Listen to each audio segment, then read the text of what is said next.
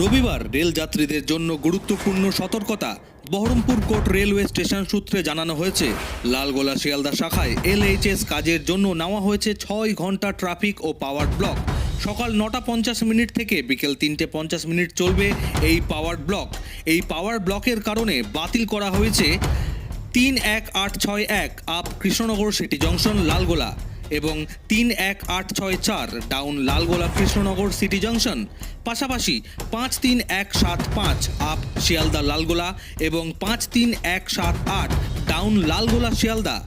রবিবার যেই সমস্ত ট্রেনগুলি সংক্ষিপ্ত যাত্রা করবে সেগুলি হলো 63102 ডাউন লালগোলা কলকাতা রানাঘাট স্টেশন থেকে ছাড়বে, 31773 আপ রানাঘাট লালগোলা দেবগ্রাম স্টেশন পর্যন্ত আসবে, 31768 ডাউন লালগোলা রানাঘাট দেবগ্রাম স্টেশন থেকে ছাড়বে,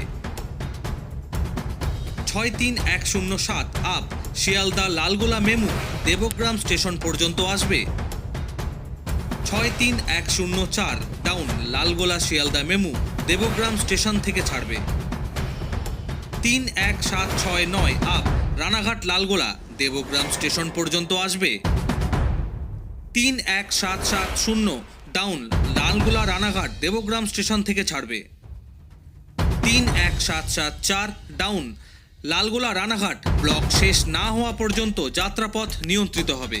কোন কোন ট্রেন বাতিল তা নিয়ে ইতিমধ্যেই বহরমপুর কোর্ট স্টেশন মারফত জানানো হয়েছে এই বিজ্ঞপ্তি। লালগোলা শিয়ালদা শাখায় ট্রেন যাত্রার আগে হয়রানির শিকার না হয়ে চোখ রাখুন বাংলা নিউজের পর্দায়।